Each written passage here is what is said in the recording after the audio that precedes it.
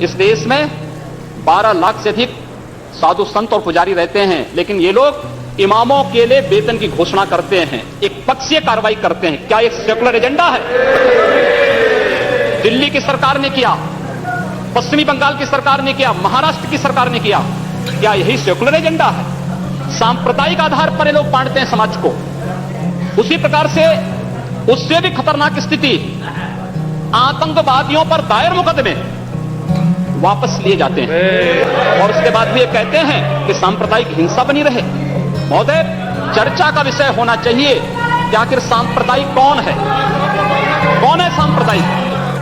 महोदय, जो हम लोगों ने जाना है, जो हम लोगों ने समझा है, इस सांप्रदायिक वह होता है जो कहता है कि मेरा इष्ट या मेरा देव या मेरा पैगंबर ही सर्वश्रेष्ठ है। उसके मानने वालों को तो जीवित रहने का अधिकार है, शेष को नहीं। मुझे लगता है वह सांप्रदायिक है।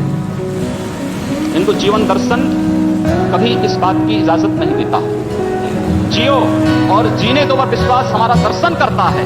और दुनिया की कौन सा मजहब और कौन सा ऐसी कौम है जिसको विपरीत परिस्थितियों में हिंदू दर्शन ने अपने यहां शरण न दी हो, उसको फलने फूलने का अवसर न दिया हो? कौन सा ऐसा है दुनिया के अंदर?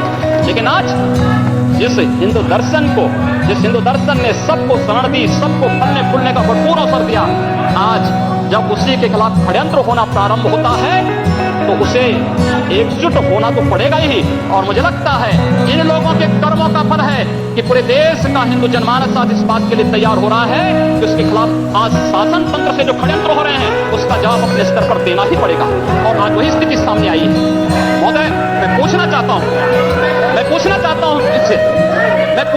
इन लोगों से, जब भारत का मुसलमान हज यात्रा करने के लिए जाता है, महोदय, जब हज यात्रा करने के लिए जाता है, उसकी पहचान कब भारतीय के नाम पर नहीं, पाकिस्तानी के नाम पर नहीं, बांग्लादेशी नाम पर नहीं, भारतीय उपमहाद्वीप का जो भी मुसलमान हज यात्रा करने के लिए जाता है उसकी पहचान हिंदू नाम पर होती है, उसकी पहचान भारतीय, पाकिस्तानी या बांग्लादेश के नाम पर नहीं।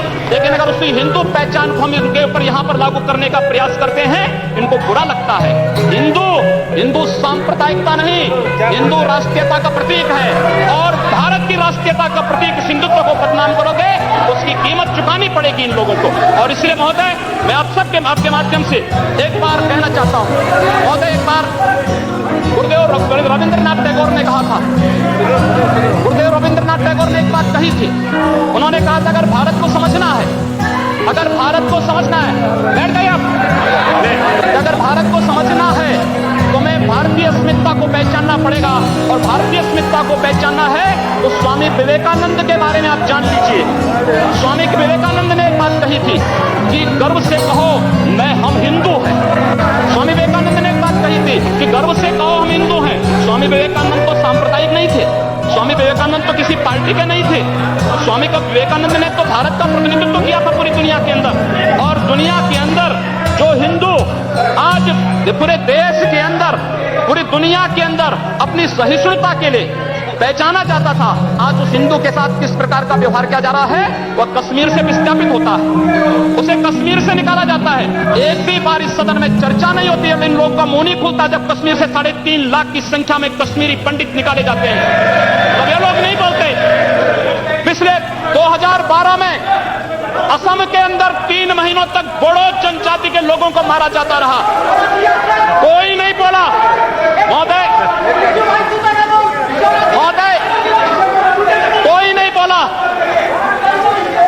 जम्मू कश्मीर के बाद जम्मू कश्मीर के हिंदुओं के मारने पर कश्मीरी पंडितों को उनके घरों से बेदखल कर दिया गया, एक भी बार ये लोग बोले नहीं, इनको पीड़ा नहीं हुई।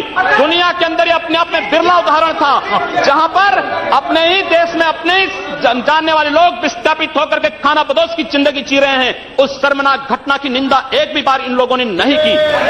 मुंबई के दंगों पर ये लोग मौन रहे। जमशेदपुर और भागलपुर के दंगे कांग्रेस के समय हुए थे, एक भी बार इन लोगों ने उस पर चिंता व्यक्त नहीं की। और तो और 1984 में इस देश के अंदर जिन सिख गुरुओं का योगदान इस देश को बचाने और इस देश की धर्म और संस्कृति, इस देश के समाज को बचाने में बहुत महत्वपूर्ण थी, उन सिखों के कत्लेआम पर भी इनको शर्म महसूस नहीं होती है। और आज लोग इस देश के अंदर सांप्रदायिक सौहार्द की इनका पूरा